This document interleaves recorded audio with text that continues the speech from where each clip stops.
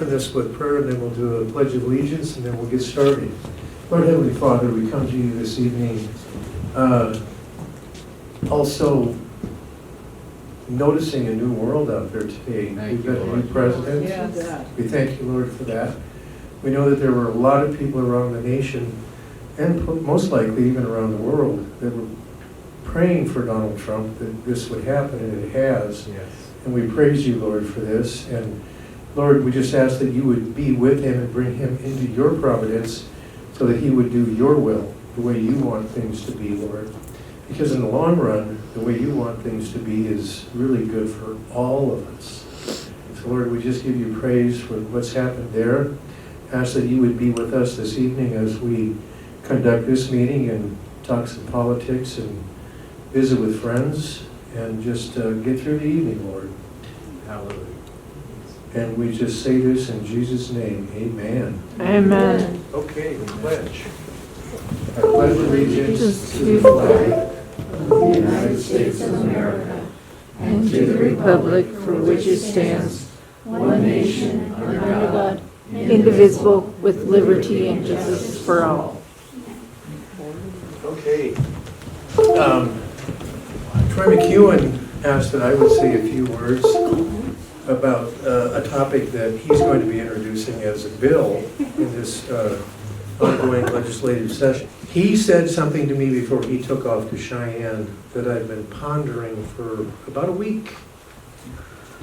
And it's about abortion, actually. And I was 16 years old when Roe v. Wade came down. And I was a 16-year-old wild individual. You're still wild. It's still wild. For those of you that kind of know me, I guess, yeah. I never thought that Roe v. Wade was really a good decision. I grew up on a ranch, and I never saw a cow or any type of animal give up its young. But as humans are so willing to do that, and I've been thinking about this for a week or so since I talked to Troy, but ever since this whole thing started happening back in the 70s, we've been taught to think differently when it comes to children, when it comes to conception, when it comes to the fact that we should be actually proud of the fact that we're bringing children into this world instead of trying to figure out a way to get rid of them. Watching what I did and Marla's did as our children were growing up, we were actually very proud of the fact that God blessed us with 3 healthy children. And anyway, Troy said to me, when I get to Cheyenne, I'm going to sponsor a bill. And the sponsor, or the bill itself, is going to be a bill. And if it gets passed, that bill is going to state that life begins at conception. We need to, as American citizens, talk to those people that are considering abortion, about giving up children when they don't want them. And they have to understand that having children is actually a privilege. It's not a chore, it's not a job, because these children are all of our legacies. This is what our future is our children.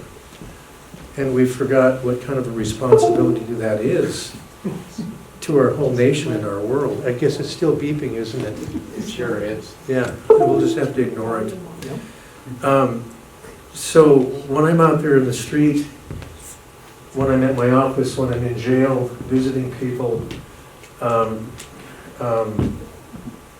Marlis and I stopped at Towers West and had a bourbon on the rocks 2 Fridays ago. And I got to talking to a couple. They were sitting at the bar, and we got into a very religious conversation. And the guy showed up today to visit me at my office. Wow. He just enjoyed the conversation. He is engaged to be married, and we got into a subject of celibacy, waiting till marriage. And I think he and his soon wife were a little put off by it, but he said to me at the office today, he said, I thought about it for a week, and then I called and set an appointment, and your staff wanted to know what it was about. And he said, well, I met him at a bar. I want to talk to him. Oh, good. See, you can disciple in a bar also. It works. And we were just talking a few minutes ago about there's so many followers and there's only so many leaders. So, but we're afraid to speak up. And we need to quit doing that. If we're going to be a help to, Right. we need to quit doing that That's right. and speak up. Because I spoke up and this guy showed up in my office. It works. It works. He listened. Yeah, so I like the idea that Troy is going to be sponsoring this bill that conception or life begins at conception. And while I was talking to him on the phone, I said, wait a minute. If you get this bill passed, how's the Supreme Court going to call this unconstitutional? Because it's true. Yeah. They can't argue it. He said, that's why I'm doing it. Really. That's simple. It's really simple. So I just wanted to bring you that. So be watching for that bill, because I'm sure it's going to appear. If Troy said he's going to do it, he's probably going to do it. And then we'll see how it transpires. So Susan has something she wants to Yes, talk I do. about. And it's probably lead Yes. off a little bit about, And yes, the same subject, if you could pass Okay. these out on that side and pass, and then open it up to page 1. Do I have to use that? you don't have to. Okay. Pardon me? Yeah, you Yes. could change the Well, slide. and I just want to say welcome and happy Inauguration Day. Yay! We've got a new president. We are so overjoyed. And so I'm a member of the Republican Party. What? So I'm a member of the Republican Party because I believe in the platform. And I think we need to get back to following it. And if you open it up to the page 1, the white section, number 1, all individuals are endowed by their Creator from the moment of conception to the moment of natural death with rights to life, liberty, and the pursuit of happiness. If you're a Republican, that's what you should believe in. And if you go to number 8, marriage is defined as a union between a man and a woman. And as you know, officially today, in our U.S. government, there are only 2 genders. It's done.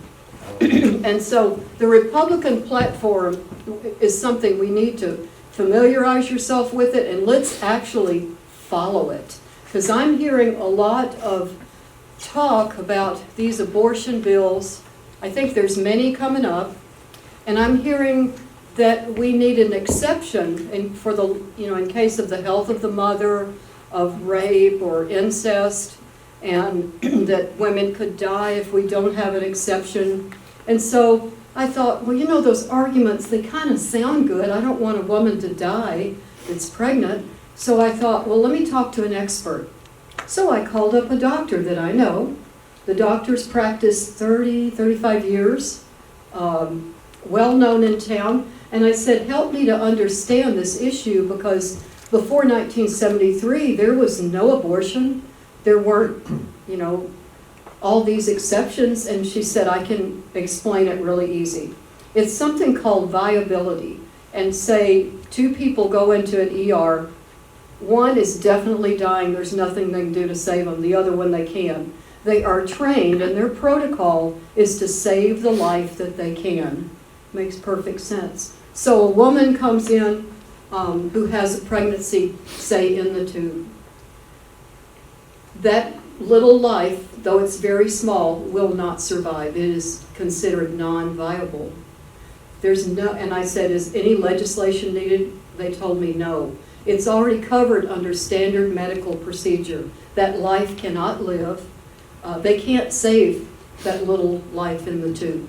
And so they save the life of the mother. So no exceptions are needed to these right to life bills. No exception at all. And in the case of incest or rape, it's less than 5%. While that's a tragedy, if you can if there's, say, incest going on, and you can just take them to get an abortion, it's going to be covered up.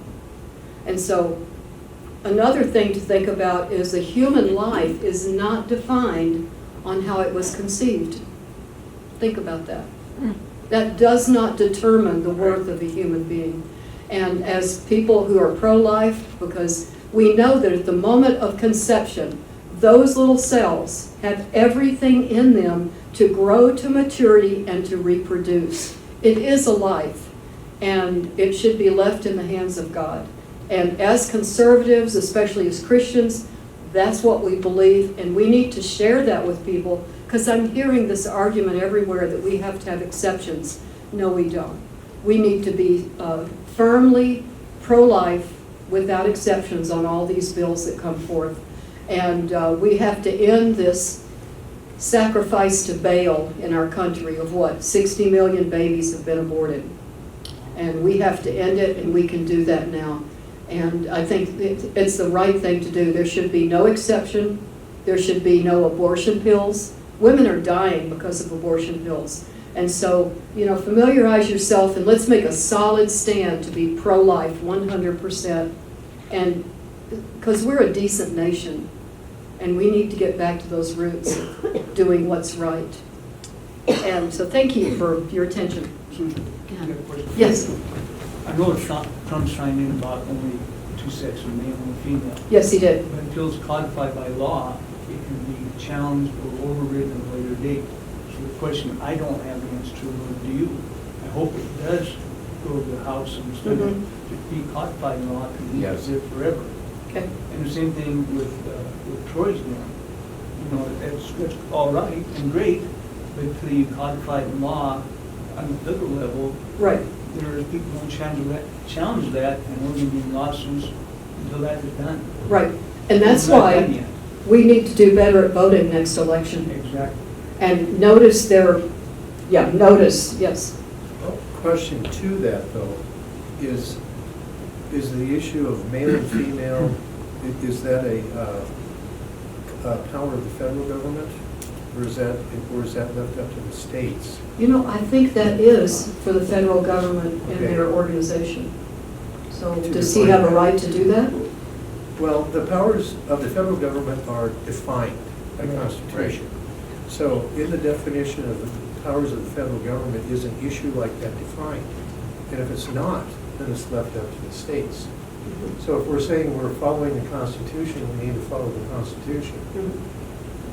And that stands better in a Supreme Court ruling if we're following the Constitution.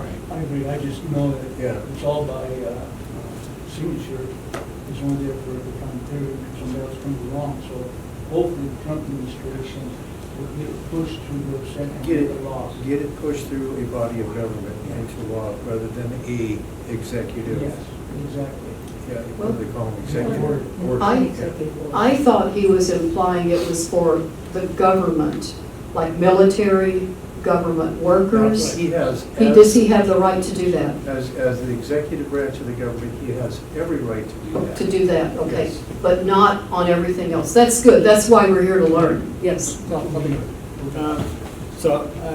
As most of you know or don't know, I'm the treasurer of the CCC PAC, and Laura and I, one of the things we made sure we filtered, anything you guys get from us in the mailers that we put out is being filtered through this, and we actually made sure like number 17 really affected what we put out this year. So we are following this guide very closely, we discuss it and have a lot of review on it, so it's excellent, thank you. And we all need to follow this, and I'm one of those that will say that phrase, we need to purify the party. Good. And a lot of people don't like that. It's not a big umbrella. We are conservatives. Right. Something else also, I know we need to move along, but Yes. I think this is going to be a really good meeting. When it comes to issues like gender, when it comes to issues like abortion and whatnot, we would like to have every state have abortion illegal. But it's a moral issue also. It really is. And when we're doing this, we need to understand that I would assume that abortion is a sin. right? Because you're Yes. taking a human life In the Christian faith, yes. in the Christian faith. But is any sin greater than another? Is it? No. Is a person having an abortion, are they forgivable? Yes. Yes, they are. So it's more of a, here's the deal.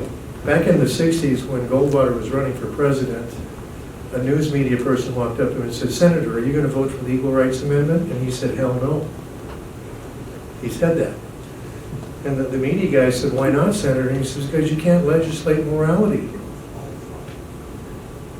And abortion falls under that same thing. We have to have a moral society, and our founding fathers even said that. We have to have a moral society Yes.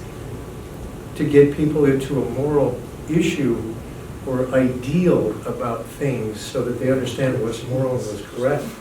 Because you can't run a government and a constitution that was set up the way we have a republic without a moral and just people. So keep in mind, as we're passing laws, we also have to understand that in the eyes of the Lord, any sin is forgivable. We have to take that in consideration also. And we have to be able to look a person in the eye that's committed a sin like abortion and tell them, "I forgive you for that." But also adhere to the law, because this republic we live in, we're not a democracy, we're a republic. We're a nation of laws. We're not mob rule. So we have to have grace and forgiveness in our hearts, and we also have to follow the law. You're up next. I want to add just a little bit. You know, in the state of Wyoming, we all think we're kind of out in the middle of nowhere. 573 abortions last year in Wyoming, which is a bunch for Wyoming. And there was one lady who, they have the abortion pill. I didn't know this, but in the second and third trimester, you can take a pill that will cause you to have a miscarriage. And a lady did that and died in Wyoming last year. And so, you know, one other quick thing, if you take a baby that's born from a husband and wife, a baby that's born from incest, and a baby that's born from rape, and you set them next to each other, you can't tell which one is which. They're all human life. And so that's an example of why, you know, rape and incest, sure, we don't like that. And we can understand why people say, well, she was raped, that's not right. But that is God's creature just as much as you or I am. So that's, you know, now, abortion is it's just convenience, that's all it is, convenience. 99.99% of the time it's just convenience. So. That's right, Jack. That's right. Sorry, I didn't mean to. Oh, it's good. That was really good stuff. It really was. We have an organization in Gillette. I'll let you get started soon. Okay. Organization in Gillette. The name is Women's Resource Center. Does anybody know in its life how many babies that center has saved from abortion? Does anybody in this room know? A lot. A lot. That's the correct answer right there. Probably around 3 to 4, 3,000. No, it's more than that. It's about 1,200. Oh, wow. The Women's Resource Center in Gillette has saved about 1,200 babies from abortion. In Gillette. In Gillette. My- That's enough to populate, what, 2 grade schools? That's enough for 2 grade schools and students. It's half of a ward. Half of a ward, yeah. So we have the means to change the thought process of people. But we just have to come up with good ideas and a way to educate people. There have been many, many famous people that have said the same thing, and there's been presidents that have said it also, is that education empowers. It definitely empowers. So the more we get out on the street and be disciples, the more we empower people to make the right decisions. So don't legislate morality, teach morality. Go ahead. Well, thank you, and I thank you for everybody that braved this warm weather to come out tonight. I just want to share some things that, since we had our first meeting, I hear about that's up and coming, that we do need help. Myself, I only got one vote. So, but we need the support of the community. Let's talk about the hate crime ordinance like you did on Monday night. On Monday night, we need more people to show up and get with their council people and tell them what they want, what they don't want. Because I can guarantee it's not gonna change unless we do it. It's not no matter how many want it, it's just gonna get people to vote, get 3 or 4 people to vote the hate crime going away. And I know that's gonna be on the agenda, I don't know when. I assume I will find out something in the next month, and then we'll go forward. When that comes up, we should rally the troops and everybody show up for that city council meeting and let your voices be heard. We will. Otherwise, let them be silenced, We will. okay? The other thing I hear a lot, the college funding. We invested a lot of money in the college from the city and county over the last 4 or 5 years. And now they want to build the MC building. And I do know, excuse me, they're going to be asking funding for that from the city and the county and other places. I'm not supportive of that. I think they need to grow organically. I think they need to understand why they want what they want, just not have. The haves got to go away. What is needed, what is required. We need to take care of what we have in place first. Not keep going to the community and says, I have more money. This community is not a bank. At least that's my belief, and I treat my money the same way, and I'm sure all you folks, and whoever sees this, doesn't believe you were there to fund these projects. So if you have some thoughts along that line, when that does come up, again, your support at the council meetings and talking to your respective council persons, you got 2 in each ward, make sure you've been in here a lot and tell them where you stand. Don't be timid. Yes. And that, I think that's what we're lacking. We got a good agenda. We got good initiatives, but we got to drive this stuff home.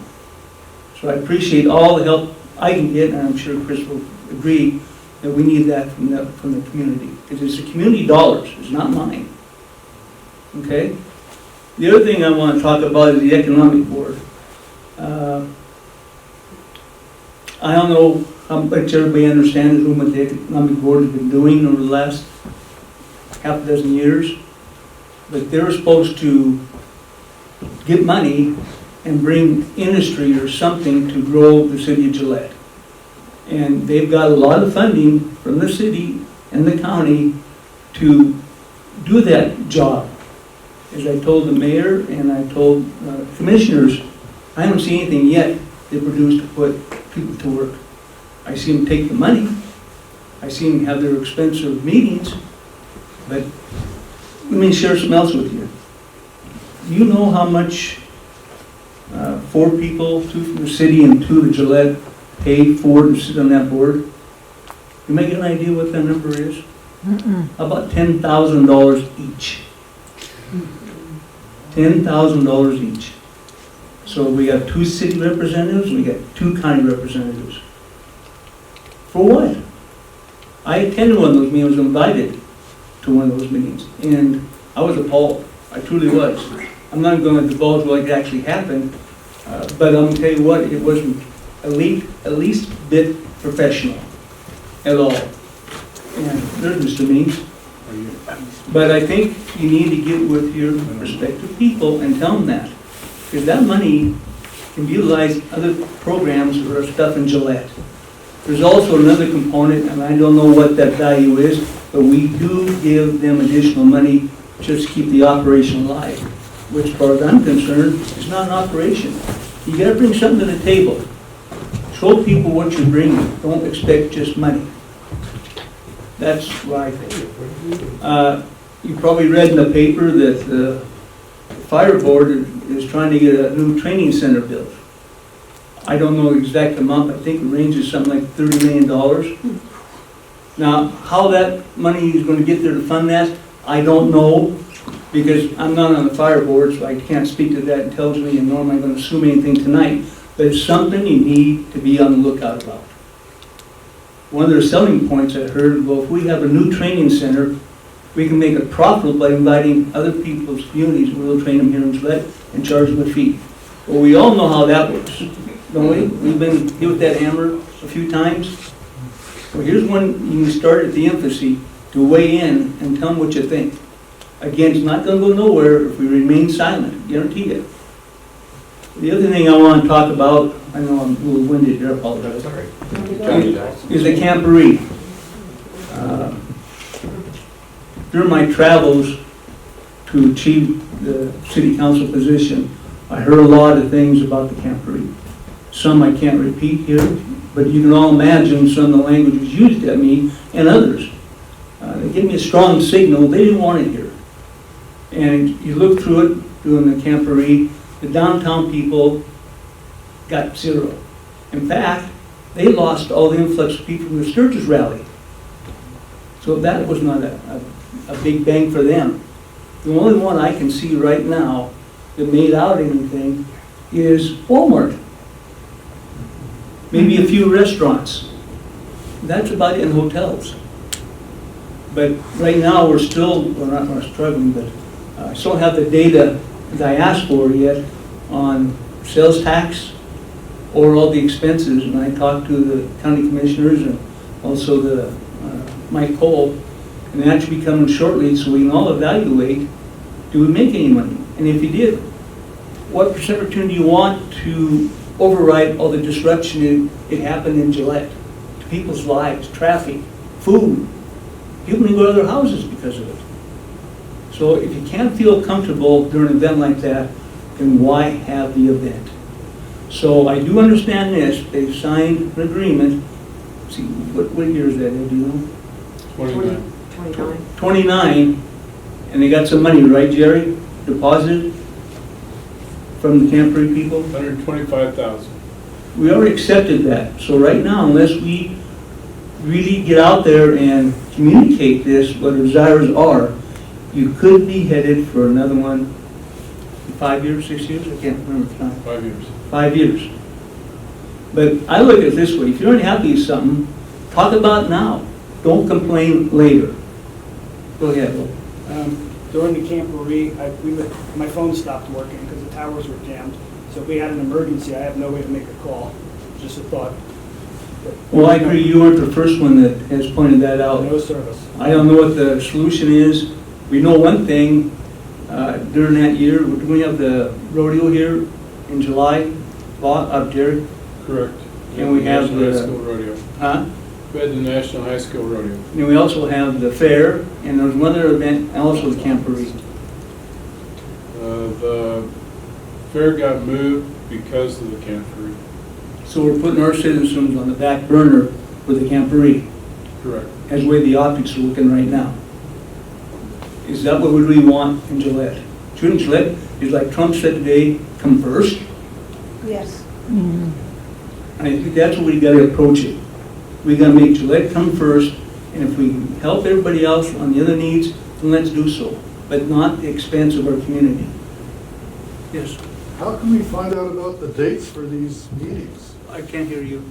How can we find out about the dates for these meetings? Find out?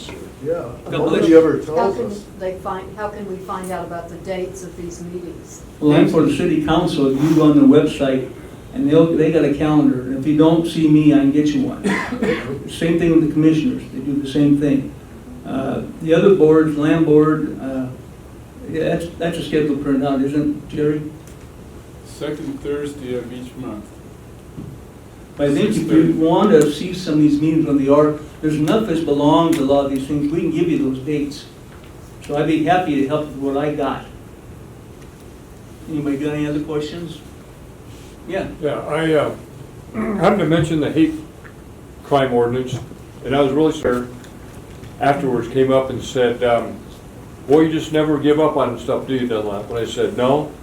And he said, you know, they haven't made one arrest since they did that. And I just said, well, then why do we have the ordinance? And so it's a ridiculous ordinance. It's not one, it's one that you have to be able to read my mind. And other than, you know, Kozar, whoever it was, when Johnny Carson used to do it, I never seen anybody be able to read somebody's mind. And the college funding, the Enzi building, you know, we need to respect Mike Enzi, but if we really want to build that, number one, it needs to be some public funds in there. But why don't they put it in down with the museum. Because what they want is they want to take all of his artifacts and put it in a building. And if that's the case, that's kind of a museum type thing, I believe. And they could come over the hill, not build a fire training center quite as big, and add on to the museum and build it there. But I would say that the city and the county need to say, you need to raise this much money before you want to talk to us. And if you do that, then if the public wants that, and they raise, say, $20 or $30 million, then man, if the county and the city each pitch in another $15,000, whatever, that's different. But when it's just the city's always paying for stuff, the county or the school district, it just isn't. It isn't fair for stuff when the city can't get the roads fixed. They can't get the roads fixed. They sure don't have any right doing something for the college that can't even get accredited. Well, and I'm going to put it this way, I'm not for the building, the ends of the building for the right reasons, under the right parameters. But I come back to my youth when it was about 50 years ago. If you didn't have the capital money to invest or get some investors, don't build it, okay? And you also have the operating money and the maintenance money ahead of it. You don't go to the community and saying, now we built this thing, now I want to assess you at 1% or 0.5%, whatever it is. That's not right. This is a community built of people. This is a community that wants stuff. We got to maintain what we have currently. As you all know, coal is going this way. You can see it in the revenues, and you can see in the taxation is going to come up. So where is this money going to come from? You can't dig into the coffers too much because once they're exhausted, if we have an emergency, where do you go? So you got to look at your expenditure and you got to look what revenue is. Simple math. And I think we need to get back to doing that. And I think this community, people in this room and others, need to force that issue. Lack of that, we're not going to go where we want to go, my opinion. On city council meetings, they did it totally backwards, but I understand why they did it. They already had the hate crime law. They already had their minds made up. They knew they were going to pass it. Sure did. You don't have a vote first and then ask for Exactly. comments later. You ask for comments first and then And you vote listen later. to it. But they had, the city council at that time had no intention of listening to anybody. They already had their minds made up they were going to do it. Yes. Well, I wanted to kind of respond to what you just said. The mayor said there were no incidences. Actually, there have been incidences. Someone called me frantically about a group of 11-year-old boys that were bullied and harassed and almost kidnapped in the middle of the street. The police were called, and the police would do nothing because of the hate crimes ordinance. Because the men that were harassing and bullying them and held them against their will were in that community. And that shouldn't happen. These were children. I don't care what the children did. The children should have been protected. The police said, no, we can't do a thing. So it is happening here. The mayor needs to know about that, evidently. But again, if we are not vocal, Yeah. more than 1 or 2 or 3, I can guarantee you it's probably not going to happen. Anything else? What everybody needs to understand also, and we've had that training in our security training, police, and it's been Supreme Court ruling, police are not required to do that job. They cannot keep peace. Police are not required to respond to a thing like that. They're not required to protect the public. They're only required to enforce the law. That's it. They issue citations. Somebody resists arrest, they can arrest them. But they are not required by federal law or any kind of law because it's gone all the way to the Supreme Court. And there was a case where a gentleman murdered 3 of his daughters. And the mother of the children called the police department for, 12 hours? They did nothing. They said, call back at 10 o'clock, and if your children aren't returned, we'll decide what to do. Well, 10 o'clock was shift change. It went to the Supreme Court, and the Supreme Court ruled they have no authority no obligation to protect. So much for the hate crime. Any other questions I can answer, and I'll gladly get the information to you after the meeting. No? Just real quick, so talking about this $30 million and all this funding coming, going back to what she said before, that would be taxes on us, and if it violates what's in here about taxation, is it constitutionally required? Probably not, so I think, am I thinking right there? Okay. The information I got on that was out of the news record. Sort that through as you will. But I've not talked to him in the fire board. Jeremy knows a little more about that, but that's something I know is not small potatoes. In my opinion, I think we ought to go vote with the community. But I don't know if that can happen. We better separate board. I don't know how that works, but I think it's something that you need to watch out for. You need to speak up and get your questions answered and let them know how you feel. That's the reason I put it up to the next. I know it's a big expenditure. You got anything to add to that, Jerry? Am I on cue or not? You're absolutely on cue.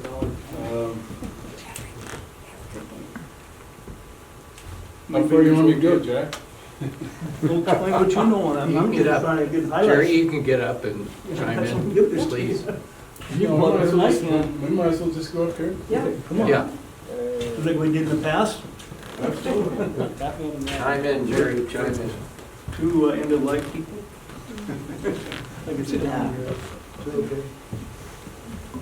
Okay. Thank you for putting that up. It's been a very interesting couple of weeks. Just within the last 10 days, between all the organizations and department heads, they only came up with about $100 million of facilities that they requested. From a $35 million NZ Center, when you actually ask them what it's for, I was surprised that the first thing they said, well, it gives us, if we have the NZ Center, we can remove a lot of classes from the classroom building and build more administration offices. Wow. No, seriously, I mean, you have to ask these people questions. Whenever you see them, and I hope you do the same to me. If you see me on the streets, a restaurant, or a county commissioners meeting, ask us. Be very direct and to the point, and that's our job to answer your questions. The fire department, they're requesting a $35 million training center. They have an existing training center on the opposite side of the railroad tracks. And we have a community that everybody is struggling to make ends meet. Do you not know your families, your kids, your neighbors that are not having troubles, struggling to make ends meet? Yet we have these department heads who feel that their dreams are our obligation. Yeah. Yes. Now, if we had those services before that, what's going to change by a building? Everything seems to be a structure, something that they dream of. Why was those so necessary now versus yesterday? I don't see the demand. But you have to ask them. And that's the one thing that in this community I've found. If you have a question, ask. And that's teaching your kids, my grandkids, my kids, ask the damn question. Make sure that they have your best interests at heart. You want to change it I'm not that familiar with the economic board other than they feel that the way we have to bring businesses into our community is we have to fund them. Now, my grandparents homesteaded here, and nobody paid them to come to Campbell County. And all the people that I've known that have built businesses in Gillette, nobody supported them. They went and took their own risk, and that's why they stayed. because they invested in this community. And as a commissioner, I do not support paying somebody to come into my community and set up their shop. I guess we've been here since 1905, and we'll probably be here for another 100 years. The Camporee, Trying to read it, yeah.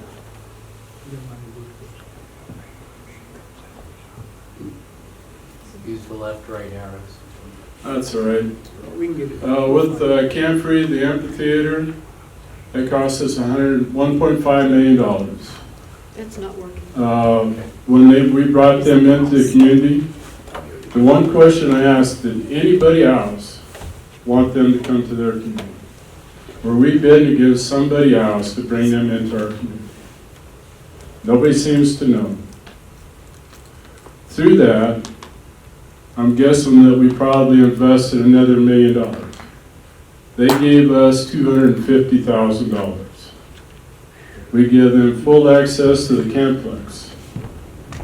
I'm guessing that we probably have about $150 million to $200 million worth of facilities out there. Now in business, do you think that was a wise decision on our part?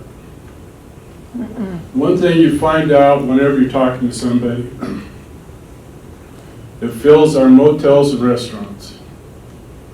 How many in this room actually own a motel or restaurant? That was a question that I asked at when they proposed the proposal for the Camplex, the $210 million facility. Was how many in this room? There's 100 people in the room, or a motel or a restaurant. Not one hand went up. It actually comes down to 99.99% of us do not own a motel or restaurant. And yet this was to our benefit.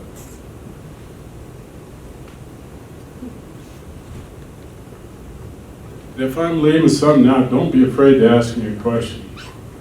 Because Jack woke me up from a nap because I forgot about this meeting. So I'm not really prepared. Just gonna hit me one.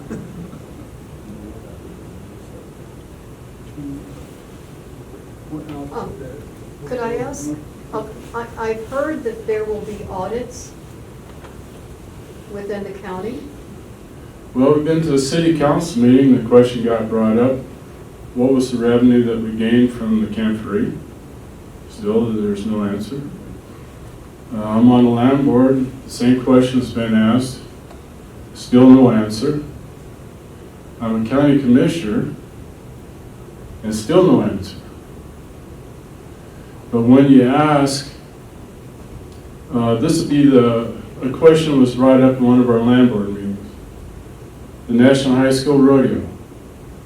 Was there a big spike in our revenue, tax revenue? No. Camporee, was there a big spike? No.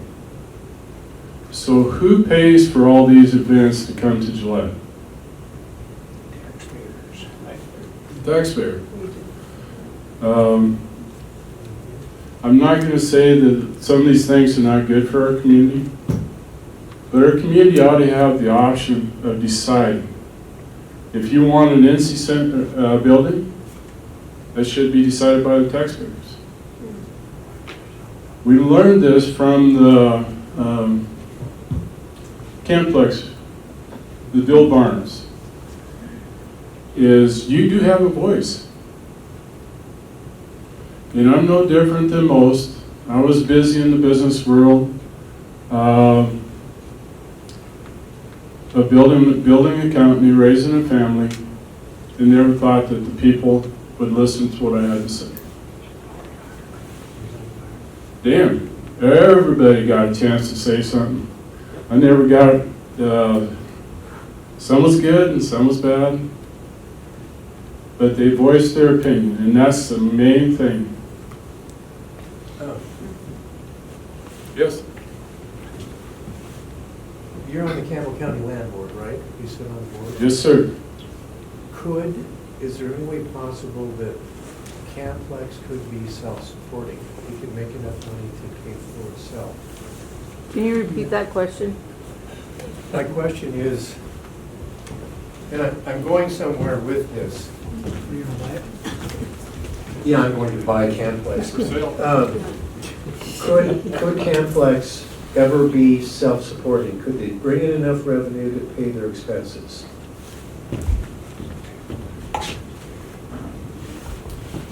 Well, that's the question that got answered several times. If we build all this, they will come. That's the answer. That's the answer. And that's the answer I got from another land board member. We can't make revenue and pay for itself until we build all this stuff. And then I said, so why do the other event centers pay for themselves? And he said, Casper Event Center is owned by the city. And I said, no. Casper Event Center is owned by a private organization now. And funny thing, ever since it got sold by the city of Gillette and is now a private organization, it's a moneymaker. So I don't believe that. Well, you and about 75% of the rest of the people in Cameron County. Yeah. The thing about it is, oh, sorry, Go ahead and finish. is I've come to realize that if I want an answer, I better get out and do the research. And what I've come to realize that a very small minority try to make our decisions for us. That I don't know how many times I've heard this. The community's too damn dumb to know what's good for them. Usually that fires me up, and I probably come from the old school, so I address it a little different probably than I should. Yes, go ahead. It seems to me that every city in the country is using the same means to try to raise money and attract businesses to their city and grow the economy. And it all boils down to which city has the most money to give to these companies. So I wanted to ask a question. My understanding is it costs almost nothing to patent an idea. Would it be possible to have a patent contest, let's say in Gillette, and have some of the industry leaders here volunteer to select the 10 of the best ones? And for the city to offer to pay for the patenting of those ideas on a profit sharing basis, right? So the originator would get maybe, I don't know, 70%, and the city would own 30%, and it would cost peanuts. And once it's patented, I mean, there's a lot of potential there. Then you could attract investors and stuff like that. Just as an alternative to going after a finite number of existing businesses and franchises and trying to throw money at them to try to get them over here, just invest a few dollars and maybe harness some of the ideas that might be really good ideas, and maybe start a business here. Or even if it goes somewhere else, you're still a stakeholder in that idea, in that patent. Just a thought. Most of your businesses are built with that same thought. A lot of major companies give big sums of money to universities for the same purpose. I have never in my life disrespected somebody for having an original idea and taking it and going to the First Interstate Bank, First National. If they don't know them, I can introduce them to the presidents, because I've had to go talk to them to borrow money to build my business. But I never figured it was the community's job to make me successful.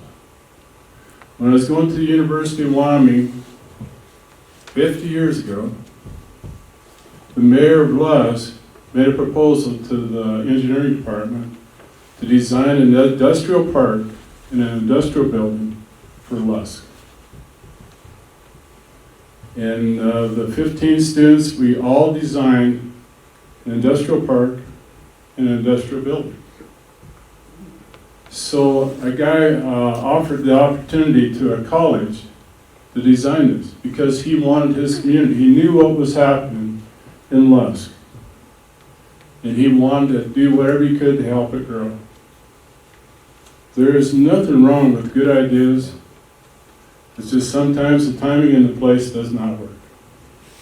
I have a question. If Camboree was good for restaurants, what happened to the Village Inn and Applebee's and A&W and all those businesses that did for? One of our major restaurants that, I'm not going to use any names, I talked to him. He said it was the worst week that they had all summer. He invested a lot of money into the Camboree. That was, they provided most of their meals out there. They did not leave and I have nothing bad to say about the people that came to Gillette for the Camboree. I wasn't impressed by their business model, but the people that came in here, they're just like us.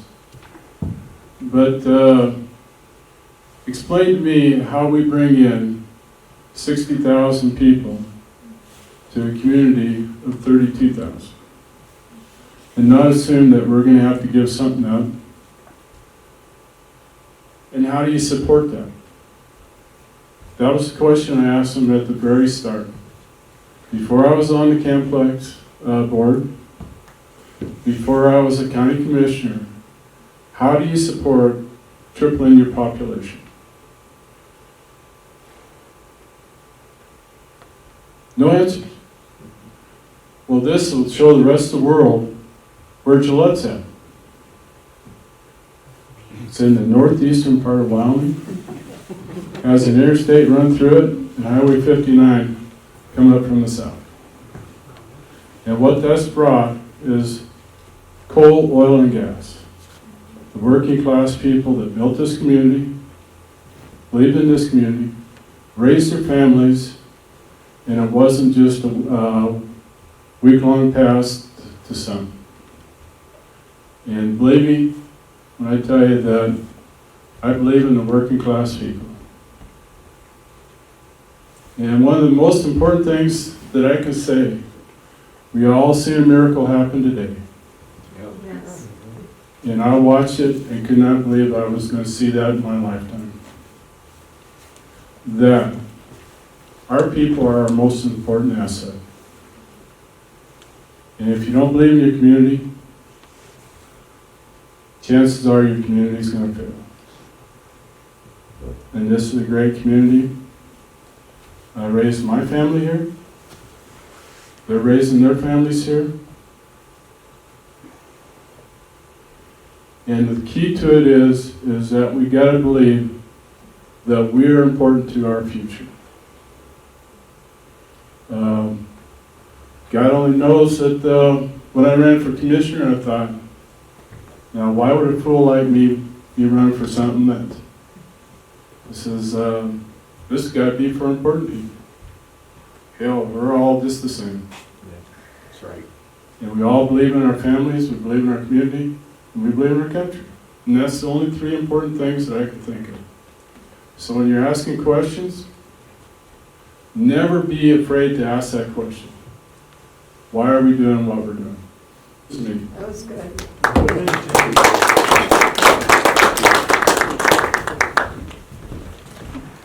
Actually, you had a lot of good things to say. They were good stuff. Yeah, not rambling. We did have a wonderful thing happen today. We have a new president. And we're probably going to see a lot of things happen, probably in the next 6 months, but a lot happen in the next 2 weeks, I would imagine. We need to be praying for our president. I know that there's a lot of people out there across the United States and the world that are doing the same thing. But there is power in prayer. There is a God. I am witness of that. I wouldn't be here today if it wasn't for my Lord.